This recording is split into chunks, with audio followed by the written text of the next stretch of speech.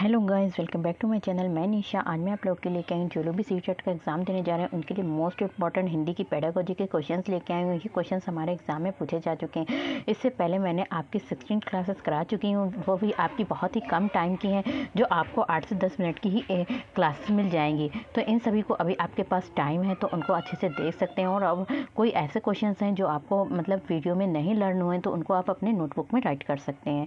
तो चलते हैं, स्टार्ट करते हैं। देखिए, ये जो हमारा एग्ज़ाम हुआ था वो हमारा हुआ था, जो सीटेट का एग्ज़ाम हुआ था 16 फरवरी 2014 को हुआ था। उसमें ये हमारे क्वेश्चंस पूछे गए थे। और किस में पूछे गए थे? हमारे 6 to 8 क्लास में पूछे गए थे, जो हमारा जूनियर लेवल का एग्ज़ाम होता है। तो इसमें जो हमारा क्वेश्चन दे रखा है कि उच्च प्राथमिक स्तर पर भाषा शिक्षण का सर्वोपरि उद्देश्य है, यानी कि कहने की जो 6 to 8 है उस स्तर पर भाषा शिक्षण यानी कि लैंग्वेज टीचिंग का सर्वोपरि उद्देश्य है। सबसे अच्छा उद्देश्य कौन सा है? तो कौन सा है? इसमें क्या है? निजी अनुभवों के आधार पर भाषा का सृजनशील इस्तेमाल। तो निजी अनुभवों के यानी कि खुद के अनुभवों के आधार पर भाषा का सृजनशील इस्तेमाल। नेक्स्ट हमारा क्वेश्चन है, क्वेश्चन नंबर है 38।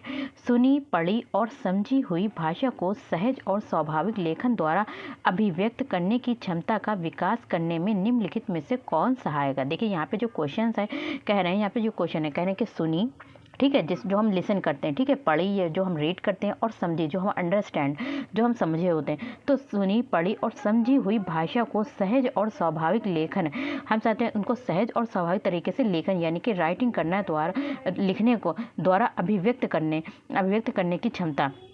क्योंकि बच्चे में क्या होगा, लिखने के जब वो लिखेगा तो क्या करेगा, अपनी बातों को जो भी उसके निजी अनुभव है उनको क्या करेगा, अभिव्यक्त करेगा, ठीक है। लिख कर अभिव्यक्त कर सकता है, बोल कर अभिव्यक्त कर सकता है।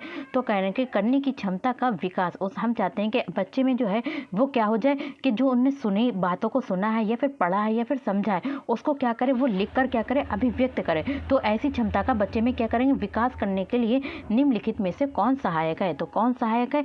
तो उसमें जो सहायक है कौन है? सुनी, देखी, पढ़ी घटना को अपने शब्दों में लिखित रूप में अभिव्यक्त करना। तो ये क्या है जो है अभिव्यक्त करने की क्षमता का विकास करने में क्या है, सहायक है। नेक्स्ट हमारा क्वेश्चन है, क्वेश्चन नंबर है हमारा 39। कौन सा है? 39। भाषा के संदर्भ में स्कूली जीवन का ये उच्च प्राथमिक चरण और बोध के विकास की दृष्टि से अत्यंत महत्वपूर्ण है। कह रहे हैं कि भाषा के संदर्भ में, किसके संदर्भ में? लैंग्वेज के संदर्भ में स्कूली जीवन यानी कि जो हमारी स्कूल लाइफ है, ठीक है, स्कूल लाइफ। तो स्कूली जीवन का ये उच्च प्राथमिक चरण, स्कूल जीवन का जो है उच्च प्राथमिक चरण और बोध के विकास की दृष्टि से अत्यंत महत्वपूर्ण है। तो कौन महत्वपूर्ण है? तो कौन महत्वपूर्ण है? सौंदर्य बोध, साहित्य बोध और सामाजिक राजनैतिक। ऐसा सौंदर्य बोध, साहित्य बोध, सामाजिक राजनैतिक। नेक्स्ट हमारा क्वेश्चन है, क्वेश्चन नंबर है यहाँ पे 40। कौन सा है? क्वेश्चन नंबर है हमारा 40। उच्च प्राथमिक स्तर पर व्याकरण शिक्षण का उद्देश्य डैश में सहायक होगा। तो कह रहे हैं कि उच्च प्राथमिक स्तर पर यानी कि 6 to 8 पर कह रहे हैं कि जो व्याकरण का शिक्षण, बच्चों को ग्रामर जो पढ़ाई जाती है उसकी टीचिंग, ग्रामर की जो टीचिंग दी जाती है उसका उद्देश्य किस में सहायक होगा? देखिए, उच्च प्राथमिक स्तर पर बच्चों को क्या पढ़ाते हैं? हम ग्रामर पढ़ाते हैं। तो जो ग्रामर पढ़ाने का जो उद्देश्य है वो किस में सहायक होगा? तो ग्रामर पढ़ाने का जो उद्देश्य है वो हमारा किस में सहायक होगा? तो वो हमारा सहायक होगा भाषा के नियमबद्ध प्रकृति को समझने और उसका विश्लेषण करना। देखिए, भाषा, कोई भी लैंग्वेज हम सीखते हैं तो किसी भी नियम होते हैं, ठीक है, नियम के अनुसार उसके रूल्स होते हैं, नियम होते हैं, उनके अनुसार ही हम किसी लैंग्वेज को सीखते हैं। तो भाषा की नियमबद्ध प्रकृति को समझने, तो हम व्याकरण जब हम पढ़ेंगे, तो जब हम व्याकरण पढ़ेंगे तो उसके द्वारा हम क्या करेंगे, जो भाषा की नियमबद्ध प्रकृति है उसको समझेंगे और उसका विश्लेषण करने में क्या जो हमारा व्याकरण का शिक्षण जो है वो क्या होगा, सहायक होगा। नेक्स्ट हमारा क्वेश्चन है, क्वेश्चन नंबर हमारा है 41। कौन सा है? क्वेश्चन नंबर हमारा कौन सा है? 41 है। उच्च प्राथमिक स्तर पर हिंदी भाषा विकास के लिए कौन सी गतिविधि उपयोगी नहीं हो सकती है? तो कह रहे हैं कि जो 6 to 8 है, ठीक है, 6 to 8 पर जो हिंदी भाषा विकास चाहते हैं, जो हिंदी की लैंग्वेज में हम क्या करना चाहते हैं, डेवलपमेंट करने के लिए कौन सी विधि कह रहे हैं कि उपयोगी नहीं हो सकती है? तो इसमें जो 4 विधियाँ दी रखी हैं कि इसमें से कह रहे हैं कि एक रॉन्ग है। जो कौन सी विधि जो है वो कैसी नहीं हो सकती, आपके लिए उपयोगी नहीं हो सकती। तो कौन सी विधि उपयोगी नहीं हो सकती? तो ये विधि है कौन सी? मुहावरों के अर्थ लिखकर वाक्य बनाना। तो ये विधि क्या है, ये हमारी उपयोगी नहीं हो सकती है। नेक्स्ट हमारा क्वेश्चन है, क्वेश्चन नंबर 42 है। कौन सा है क्वेश्चन नंबर हमारा, कौन सा है 42 है। उच्च प्राथमिक स्तर पर व्याकरण शिक्षण की सर्वाधिक उचित विधि कौन सी है। देखिए उच्च प्राथमिक स्तर पर व्याकरण शिक्षण यानी कि जो ग्रामर को हम पढ़ाते हैं उसके लिए सर्वाधिक उचित विधि कौन सी, सबसे उचित विधि जो है वो कौन सी है। तो ग्रामर के लिए तो कौन सी विधि है, आगमन विधि है। कौन सी है, आगमन विधि है। एक होती है निगमन विधि जिसमें नियम पहले दिए जाते हैं, बाद में जो होते हैं उदाहरण दिए जाते हैं। लेकिन आगमन विधि में जो होते हैं पहले उदाहरण दिए जाते हैं और बाद में आपके नियम दिए जाते हैं। नेक्स्ट हमारा क्वेश्चन है, क्वेश्चन नंबर है हमारा 43। कौन सा है, क्वेश्चन नंबर 43 है। कह रहे हैं कि बच्चों का भाषाई विकास सर्वाधिक रूप में निर्भर करता है। देखिए बच्चों का भाषाई विकास, बच्चे होते हैं अगर हम चाहते हैं जो भी वो लैंग्वेज सीख रहे हैं तो उनमें जो है डेवलपमेंट हो, तो उनकी भाषा का विकास जो है सर्वाधिक रूप से निर्भर करता है। बच्चों का भाषाई विकास सर्वाधिक रूप में निर्भर करता है। तो सर्वाधिक अधिक रूप में जो निर्भर करता है वो कहाँ करता है, तो वो निर्भर करता है हमारा कहाँ, समृद्ध भाषा परिवेश जिसे बोलते हैं प्रिंट रिच इन्वायरमेंट। तो समृद्ध भाषा परिवेश में बच्चों का भाषाई विकास सबसे अधिक निर्भर करता है। तो देखिए समृद्ध भाषा परिवेश क्या होता है। देखिए आपने देखा होगा कि कोई भी क्लासरूम है तो उसमें कोई भी नोटिस लगा रखा है, ठीक है, कोई भी नोटिस लगा रखा है, कोई भी डायग्राम बना रखा है। तो ये चीज़ें क्या बच्चों को उसके बारे में नॉलेज देती हैं और किसी को बताना भी नहीं पड़ता, बच्चे खुद ही देखकर उसके बारे में सीखते हैं। तो यही हमारा क्या है, समृद्ध भाषा परिवेश कहलाएगा। नेक्स्ट हमारा क्वेश्चन है, क्वेश्चन नंबर है हमारा 44। क्या है हमारा क्वेश्चन नंबर है 44 है। उच्च प्राथमिक स्तर पर यह ज़रूरी है कि बच्चे, देखिए 6 to 8 पर क्या ज़रूरी है कि बच्चे जो चिल्ड्रेन हैं, जो बच्चे हैं, तो उच्च प्राथमिक स्तर पर ज़रूरी है कि ये ज़रूरी है कि जो बच्चे हैं, बच्चे क्या करें, समाचार पत्र में छिपी हुई किसी खबर, लेख या कही गई बात का निहितार्थ समझ सकें। देखें तो बच्चे जब उच्च प्राथमिक, जैसे छोटे क्लास में बच्चे हो सकता है कि मतलब शब्द का अर्थ नहीं समझ पा रहे हैं, लेकिन जो उच्च प्राथमिक स्तर पर बच्चे हैं उनमें ये ज़रूरी है कि अगर वो कुछ शब्द पढ़ रहे हैं तो उसके अर्थ को समझ कर ही समझें। तो ये बहुत ही ज़रूरी है। तो यहीं पे ये बात कह रहे हैं कि जो समाचार पत्र में छपी किसी खबर या फिर लेख या फिर कही गई बात का निहितार्थ समझ सकें, तो ये उच्च प्राथमिक स्तर पर बच्चों के लिए क्या है, ज़रूरी है।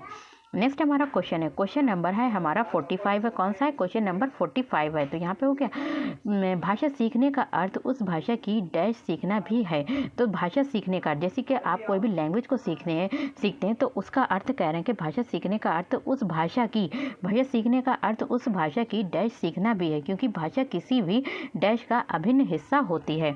तो किसका हिस्सा होती है, तो किसका होती है, तो यहाँ पे कह रहे हैं कि देखिए भाषा सीखने का अर्थ उस भाषा की संस्कृति सीखना भी है। जब हम भाषा को सीखते हैं तो उसकी क्या करते हैं, उसकी संस्कृति भी सीखना है, क्योंकि भाषा किसी भी संस्कृति का अभिन्न हिस्सा होती है।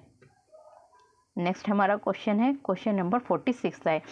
कक्षा 8 के बच्चों के लिए साहित्य का चयन करते समय आपके लिए क्या जानना सर्वाधिक ज़रूरी है। आपका है जो आपका क्लास 8 के बच्चे हैं उनके लिए हम काय का चयन कर रहे हैं, साहित्य का चयन करते हैं समय।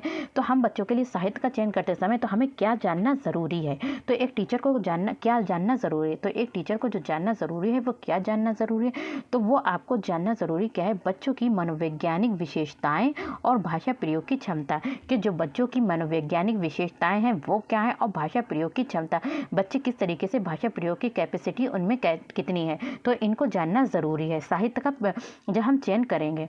नेक्स्ट हमारा क्वेश्चन है, क्वेश्चन नंबर हमारा है 47 है। कौन सा है, 47 है। कह रहे हैं कि नाटक, सिनेमा, परिचर्या, वाद विवाद आदि बच्चों की डैश व स्वाभाविक एवं डैश प्रतिक्रिया व्यक्त करने की क्षमता का विकास करने में मदद करते हैं। क्या कह रहे हैं यहाँ पे, जो नाटक है, ठीक है, जो सीरियल होते हैं नाटक, जैसे कि यहाँ पे क्या है, नाटक है, सिनेमा, परिचर्या, वाद विवाद जैसे वो डिबेट्स, वाद विवाद, तो आदि बच्चों की डैश व स्वाभाविक डैश एवं डैश प्रतिक्रिया व्यक्त करने की क्षमता का विकास करने में क्या करते हैं, मदद करते हैं। तो किस में करते हैं, तो स्वतंत्र, मौखिक, लिखित। तो क्या कर रहे हैं यहाँ पे, कह रहे हैं कि नाटक है, सिनेमा, परिचर्या, वाद विवाद आदि बच्चों की स्वतंत्र व स्वाभाविक मौखिक एवं लिखित प्रतिक्रिया व्यक्त करने की क्षमता का विकास करने में मदद करते हैं।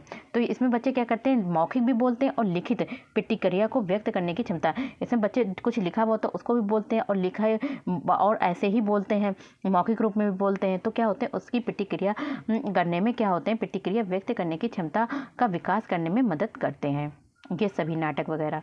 फिर आता है क्वेश्चन नंबर है हमारा, क्वेश्चन नंबर हमारा कौन सा हो गया, यहाँ पे हो गया 46 भी हो गया ना, तो हमारा कौन सा था यहाँ पे कक्षा 8 के बच्चे, यहाँ पे हो गया हमारा कक्षा 8 के बच्चे। तो यहाँ पे हमारा विज्ञान विशेषता नाटक हो गया, 47 हो गया, ठीक है। उसके बाद आपका आता है 48। मुदिता 8वीं कक्षा में हिंदी भाषा पढ़ाती हैं, ठीक है। यहाँ पे मुदिता जो है एक टीचर है जो क्लास 8 में क्या पढ़ाती, हिंदी लैंग्वेज पढ़ाती है। कविता के भाव के बारे में बातचीत करते समय आप उन्हें किस बात के प्रति सचेत रहने की सलाह देंगे। अब बच्चे क्या करें, बच्चे को यहाँ पे एक टीचर है जो मुदिता है, वो कक्षा 8 में क्लास में हिंदी पढ़ाती है। अब वो क्या पढ़ा रही, कविता। अब बच्चों को कविता पढ़ाना चाहती है, तो उसके भाव के बारे में, जो एक्सप्रेशन होते हैं, जो भी उसके भाव होते हैं, उसमें बातचीत करते समय आप उन्हें किस बात के प्रति सचेत रहने की सलाह देंगे कि कविता में आपको किस बात में आपको कैसे सचेत रहना है। तो हम क्या करेंगे, तो यहाँ पे क्या है, कविता का एक निश्चित भाव अर्थ कह रहे हैं कि कविता का एक निश्चित भाव अर्थ नहीं हो सकता है, करेंगे कविता का एक निश्चित भाव और अर्थ नहीं हो सकता है। तो इसके बारे में क्या करेंगे, बच्चों को सलाह देंगे, मैं उसके प्रति सचेत रहने की क्या देंगे, सलाह देंगे। नेक्स्ट हमारा क्वेश्चन है, क्वेश्चन नंबर है हमारा 50 है। हिंदी भाषा का आंकलन करते समय, यहाँ पे कह रहे हैं कि जो हिंदी लैंग्वेज है उसका क्या करते समय, आंकलन यानी कि असेसमेंट करते समय पोर्टफोलियो बच्चों के बारे में क्या बताता है। तो पोर्टफोलियो जो है, हिंदी भाषा का आंकलन करते समय जो पोर्टफोलियो है वो क्या बताता है, बच्चों के बारे में ये बताता है कि बच्चों के बारे में क्या बताता है, तो क्रमशः उनकी प्रगति किस प्रकार हो रही। तो पोर्टफोलियो के द्वारा हम ये जान सकते हैं कि बच्चों की जो प्रगति, जो प्रोग्रेस हो रही है वो किस प्रकार हो रही। तो किसके हम क्या कर सकते हैं, हिंदी भाषा का आंकलन करते समय पोर्टफोलियो के द्वारा हम लगा सकते हैं, बच्चों की प्रोग्रेस के बारे में जान सकते हैं। नेक्स्ट हमारा क्वेश्चन है और लास्ट हमारा क्वेश्चन है, यहाँ पे कह रहे हैं कि किस साहित्यिक विधा को पढ़ाते समय आप सस्वर पठन पर अनिवार्यता बल देंगे। कह रहे हैं कि किस साहित्यिक विधा को, कह रहे हैं कि कौन सी साहित्यिक विधा को पढ़ाते समय आप अगर एक टीचर हैं तो आप सस्वर पठन पर अनिवार्यता बल देंगे। तो किस पर बल देंगे, तो किस पर देंगे बल, जो देंगे तो वो किस पर देंगे, एकांकी पर देंगे। किस पर, एकांकी पर देंगे। तो यहाँ पे मैंने जो भी आपके पेडागोजी के क्वेश्चंस थे वो सभी क्वेश्चंस इसमें करा दिए। तो वीडियो पसंद आए तो like share subscribe my channel. Thank you, have a nice day. मिलते हैं नेक्स्ट वीडियो में और जल्द ही आपकी इसकी हिंदी की मैराथन भी आ जाएगी, ताकि जिन लोगों के पास इतना टाइम नहीं है तो वो एक ही मैराथन में अपने एग्ज़ाम को क्लियर कर सकते हैं। तो मिलते हैं नेक्स्ट वीडियो में।